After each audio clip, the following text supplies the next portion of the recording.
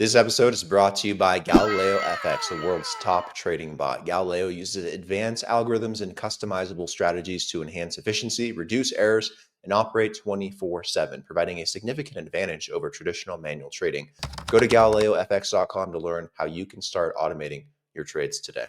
What's up, everyone? Welcome back to another episode here of the BlockHash podcast. Today, we have another exciting guest, Alon, CEO and co-founder of SSV Labs here on the show, the core development team behind SSV Network, which is creating based applications to extend Ethereum security to the application layer. We're going to learn what that means today and what is being built on the SSV Network. Alon, welcome to the show. It's a pleasure to have you here. How's it going? Thank you for having me. It's going really great. Awesome, man. To kick things off, I'm sure people would love to learn a little bit more about yourself and maybe your background and maybe even your backstory, how you kind of got into the Web3 space. I'm sure everyone has an interesting story at this point. So what can you tell people about what your journey's been like and how you've kind of got into the industry, but also what's kind of led up to SSV? Sure. I've been in the industry for quite a while. I've actually started around 2012, 2013. Actually got to know Bitcoin back in the day from a guy that worked on kind of an open space near me. He didn't stop talking about Bitcoin, so I kind of read the white paper and understood what it meant and the implications of freedom and finances and so on and so forth. What really made it kind of very crystal clear for me was that I tried to move some money between my home and back in the day I was in Europe somewhere, and it took forever. I had to go to the actual branch and they told me, yeah, it's going to pass through a bunch of different banks and we don't know how much fees they're going to charge you and so on and so forth. And I thought to myself, well, back then was 2014, 2013, sorry. I thought, well, I don't know what this Bitcoin thing is all about, but it has to work better than the actual financial system. And so I started to dig in. I'm a developer, I'm an engineer. So I've kind of, started with contributing code to Bitcoin, later on Ethereum, built a bunch of different projects on my own, and been working on SSV for the past 8 years. Yeah, I think that's a common thread for a lot of people, very similar for me as well. On the payment side of things, realizing the friction that exists in the traditional banking rails, makes it very difficult, but also makes it very appetizing to want to get into, this side of the space and find solutions. So with SSV, what can you tell us in terms of, what the core mission is and, what you guys are aiming to build here with the SSV network? Well, it's quite simple. I think one of the biggest assets Ethereum has today, it's its validator set. It's the biggest one, the most decentralized one. It's actually the thing that holds Ethereum state together, right? That's literally what they do. And I think the validator set is what sets a lot of the things that sets Ethereum apart from anything else. And so, I've been since we knew back in 5 years ago that transitioning to proof of stake, we knew that something big is going to happen here. And so we've started to kind of dive into the technology and different possibilities to how to help this amazing asset of Ethereum to be the best it can be. And SSV is really kind of the implementation of that. So we started out life as a distributed validators network, which is basically the idea that you can decentralize the very validator on Ethereum. And if you do it on a massive scale, you can help Ethereum decentralize, make it more robust. And not too long ago, at the end of the end of January, we announced SSV 2.0, which is creating this economical layer on top of SSV, which will offer validators the ability to extend their functionality and security to other types of applications, earn extra rewards. I frame it as staking 2.0. Because it really changes the economics of staking for the better, I think. And so this is what SSV is all about. We are here to make the validator set of Ethereum better, more robust, and create as much of an avenue for decentralizing Ethereum on its kind of security level as much as possible, because I truly believe this is one of the biggest assets Ethereum has today. Absolutely. And I think it's really cool that you're able to extend Ethereum security to other applications in this kind of a manner. And the fact that it unlocks these new based applications, Yep. Bapps, I have to say it, Bapps. I think that's really quite interesting and cool in and of itself. How does that process of utilizing validators kind of lead to this new asset class? Like, how does that kind of work a little bit under the hood and and lead to these based applications? So I think it's a combination of two things. One is validators are very technical. They are, to run an actual high performing validator on Ethereum takes a lot. So by design and by definition, those validators and the entities that run them are very technical. And not only that they're technical, they're also always seeking an alpha, right? They're always seeking a way to earn extra rewards. And so, if you look at the history of staking, it started out just securing the L1, the Ethereum chain, but then MEV came along, which is, if you think about it, it's just a type of service that validators opt into. It's not mandatory in any way, shape, or form. And then we saw validated commitments, which are, things like pre-confs and base sequencing. It's all additional services that validators do. So on the one hand, validators are very technical and always trying to extend what they do to earn extra rewards. And so that's one piece of the puzzle. The other piece of the puzzle is that there's thousands and thousands of different applications out there, and protocols and services out there on the in the crypto space that have some component which is off-chain, meaning that there's some component which is ran by more than one entity. And so if you look at the history of computing, you have cloud services, which are essentially a way to run a single point of failure service on a massive scale, right? And but for some services, especially in Web 2, being a single point of failure type of service is fine. Like if you go to Facebook, you want that because it's very scalable, and the type of service they offer is something that they offer in a way that they build it. But if we're going to anything that runs more than one entity, or rather a type of service or protocol that needs more than one entity to run its code, then all of a sudden you're only left with a choice of building it on your own. And so what we thought is that, why not reuse the best validator sets on earth? Like Ethereum has 1.1 million validators. There's nobody bigger, more decentralized. Why not harness that to the thousands of different developers building those types of applications? They can bootstrap using the best validators in the world, with standardized technology and very easy deployment. And the validators can get extra rewards. And so that kind of kind of meeting of wants is really, really important to this type of conversation. And I think that's exactly what staking 2.0 is all about. The idea that staking 1.0 is rudimentary. It does one thing, which is, it does it really, really well, but it does it one thing, which is secure Ethereum. Staking 2.0 says we can secure any type of application and create this blue ocean marketplace where validators can increase their rewards and choose different strategies and so on and so forth. And so I think this is kind of what makes this interesting. And it's very much also aligned to the Ethereum itself. Like if we can create additional revenue or reward sources for validators, it means that we'll have much more robust validators. It means that we can bump up the number of solo stakers we have, which by definition makes Ethereum more secure. And so all of those secondary, tertiary type of effects are very interesting when you change the economics, transitioning from staking 1.0 to 2.0. Interesting. And then harnessing these validators, that's done through DVT, right? Distributed validator technology, and allows that single validator to be, harnessed across multiple individual nodes, right? Is that the correct use case for DVT? So all validators on Ethereum on SSV today run a DVT setup. And by the way, we are close to 100,000 validators on SSV right now. So yeah, so that's almost 10% of Ethereum staking. So it's not a small thing anymore. It's quite large and expanding pretty fast. So all of those validators are running in a DVT setup, which means that every single validator is run by multiple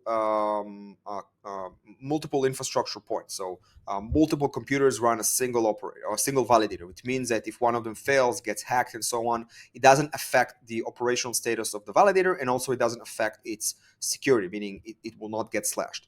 All of those validators are now we're building on a new layer for them to opt into additional services, so they can reuse their balance. They can reuse the actual entity behind them. They can reuse their reputation and past performance that it's verifiable on chain.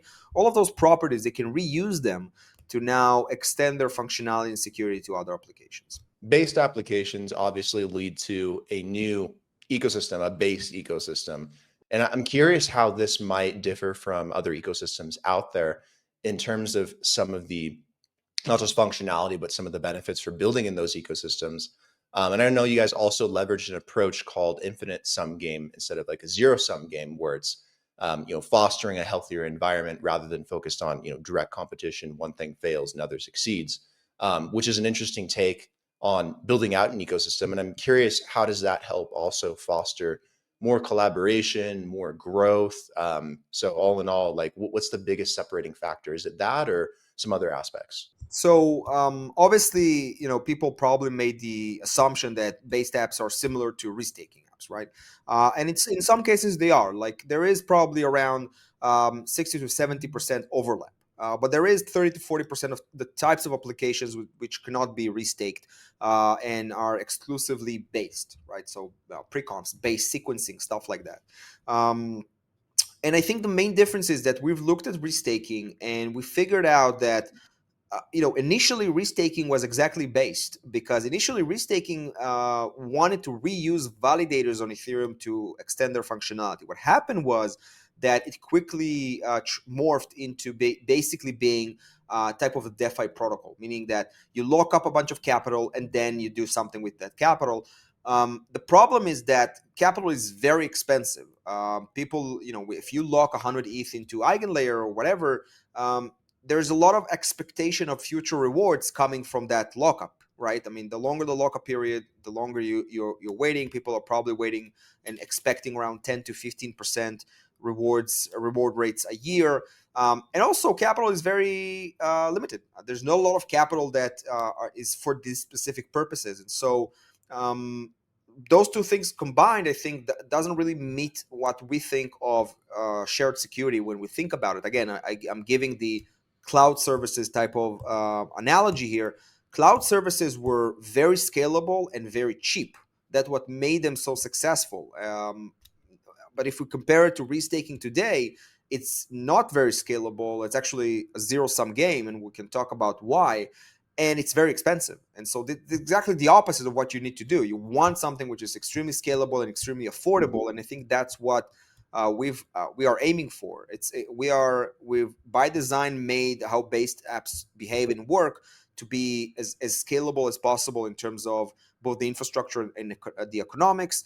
And on the other hand, because we're using validators primarily, not capital, the expected returns for validators are completely different. Validators don't have any other thing to do right now other than just staking, right? So, their expectation of extra rewards is not at the same level of capital.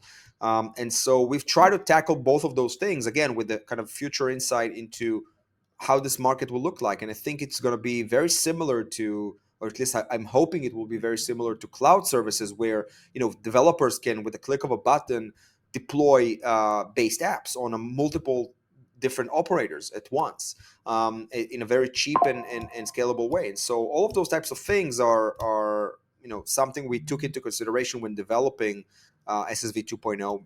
And it's based really on our growth with validators. I think those validators have a lot to offer, much more than they can do right now.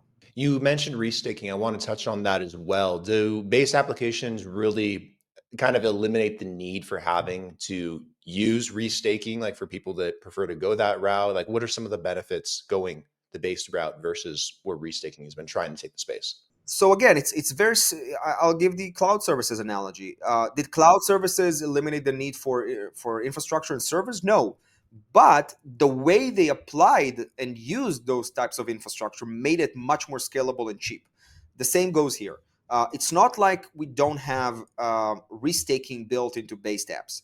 The difference is that the amount of restaking and the way we use it is completely different. And so by changing the amounts and the way you use it, you can make it much more scalable, much cheaper to do. And so it's just a different take on some of the same principles, but redone in a way that we think is the more scalable and affordable way. And also, and that's a very big component of it. Restaking by design is not much aligned with the underlying blockchain because you're literally trying to slash validators. And so if you have this cascading effect of some AVS did something and there's a massive slashing event, and then it cascades back to Ethereum, that's a very negative way of building security systems. In security, you don't want to have risk cascading. You want to isolate risk, right? And so with based apps, it's exactly what we did. It's the isolations is on the restaking part, but the validators are never at risk, and that's really important. That means that validators can opt in, be reused in those types of protocols, and gain those extra rewards, but you don't impose additional risks on Ethereum itself. And I think that's crucial. That's such a big important point. I mean, we started with, why are we building SSV, and I told you, I'm obviously a big fan of Ethereum, and the validator set on Ethereum is it's one of its biggest assets. We want to add value, not add risk, and so we had to change the design. We had to do something different, and so that's a point that I think is underappreciated in the world of staking right now.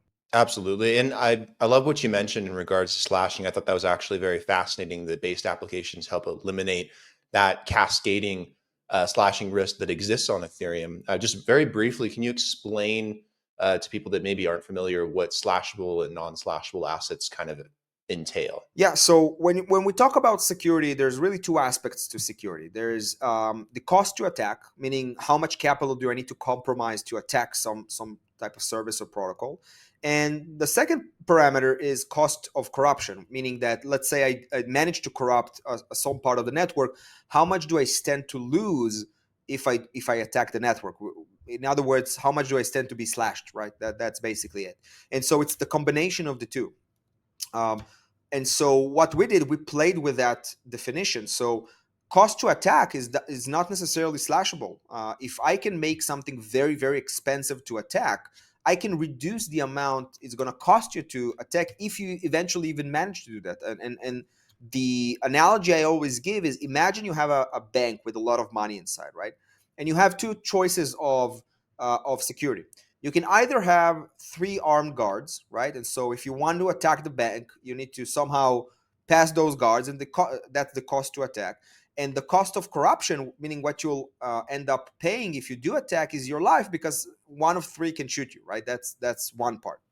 The second option is, and also security guards are very expensive. Their labor, training, insurance, all of those types of things. The second option is have one security guard, but have the best vault in the world, right? So a vault is a physical thing. You buy it once, it sits there, and it protects your money. And so the the cost to attack the bank all of a sudden rose quite significantly, because it's not just brute force anymore. You literally to be, the most sophisticated hacker in the world to hack that safe. And the cost to corruption is still, you can get shot only now by a single armed guard. And obviously, I give this analogy because most people know how banks work, and they do have vaults, right? And that's a good reason why they have those vaults, because it's very hard to attack those safes, right? I mean, it's very hard to hack it. The vaults are very, very big with very thick walls and so on and so forth. And that's the analogy I give. Restaking, you have three armed guards. You pay a lot of money for inferior security. Base apps are the best vault in the world, added with an additional security guard, which is the slashable capital. So the safe itself is the non-slashable capital, because it doesn't cost you anything if you do crack it. But the armed guard is the slashable capital, because if you try to do that, the safe will slow you down and potentially can kill you. And so that's the combination and the different approach we're taking here.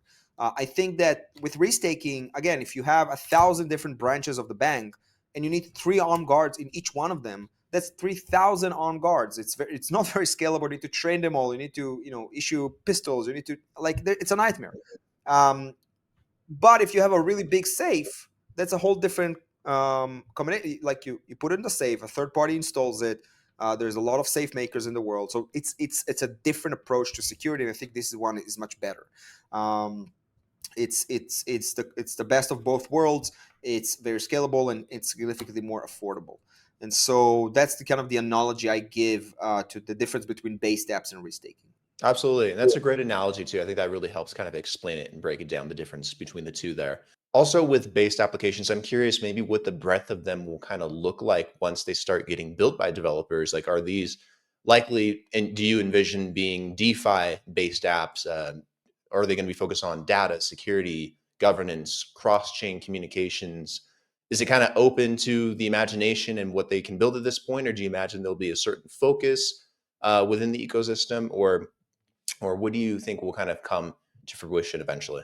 So I think that based apps are the mirror image of cloud compute, in the sense that if cloud compute is highly focused on services which have a single point of failure, meaning one entity running the code, based apps will have, I think, in the future, as big of a market just for decentralized types of apps. And so it can be anything from a small app that does a few things all the way to very scalable, very big apps that secure billions of dollars and anything in between.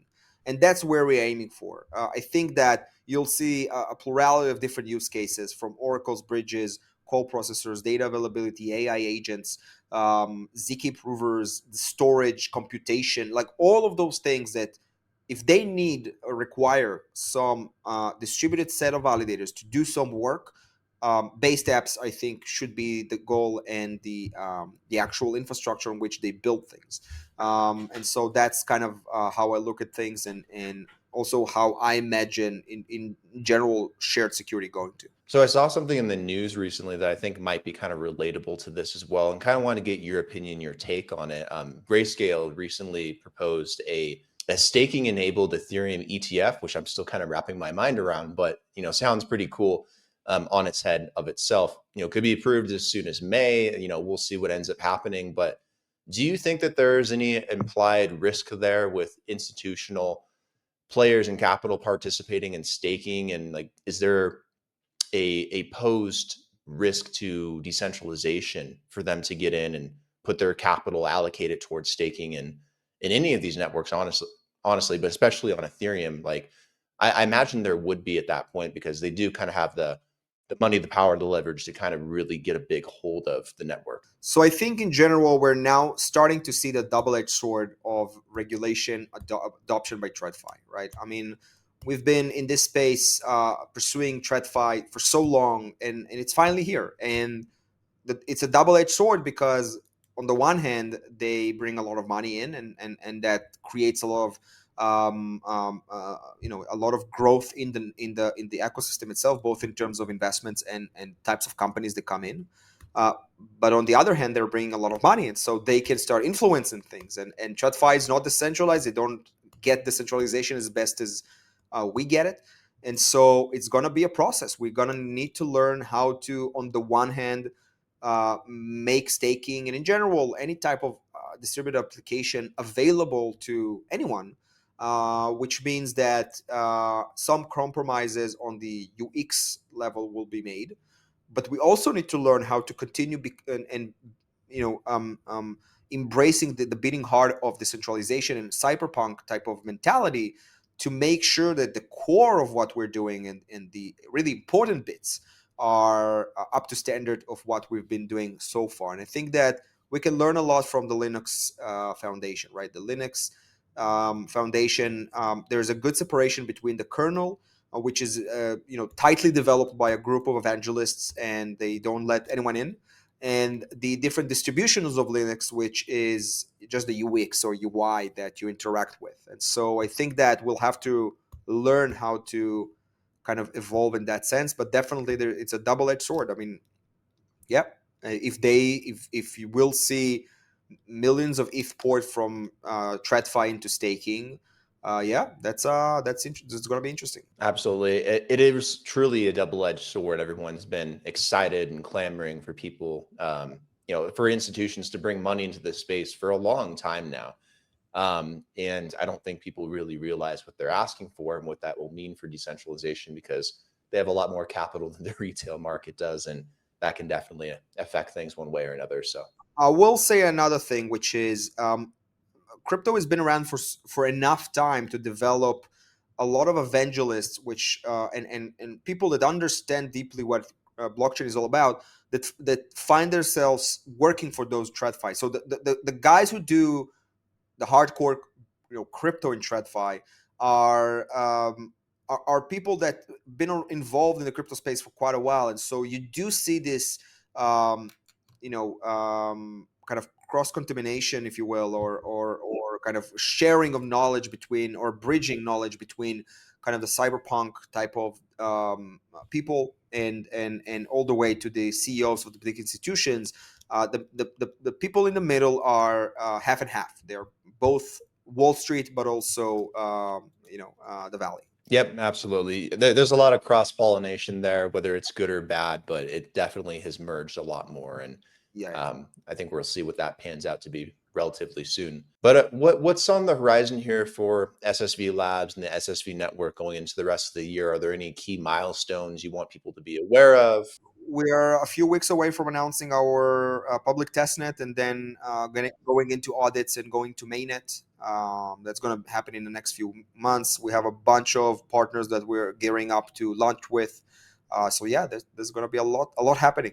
Sounds like a lot. Any tentative date for mainnet yet, or just sometime in Not the next yet, few not months? yet. Okay. We're gonna have a few mainnet events because we're both launching base apps on Ethereum, but also launching our SSV chain, which will be this coordination layer between multiple blockchains to provide our validators to base apps. And so we'll probably have at least two mainnet events this year.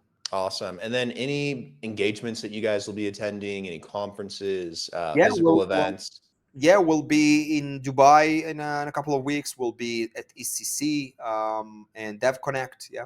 And then how can a developer get started if they wanted to start learning about the ecosystem, they want to build, where's a good place for them to dive into some documents and get some more information? Super simple. We literally just launched a new website. So go to ssv.network. There's a lot of documentation, the white paper, example projects, and SDK, like the whole 9 yards. You'll see everything you need there. And of course, you can reach out on Twitter, you can reach out on Discord, and so on. Awesome, man. Alan, this has been really good. Learned a lot about what you guys are working on today. I'm sure the audience did too. And I think based applications solve a huge issue in the space and definitely present a lot of new, exciting opportunities. So keep me up to date on when things start coming out in regards to testnet and mainnet. And I think people are going to be really curious to see how that pans out. And would love to do a part two with you as well, maybe sometime after mainnet. That'd be exciting. Yeah, definitely. Thank you for having me. Yeah, of course, anytime. Take care, man. We'll talk soon. Thank you so much. Bye bye.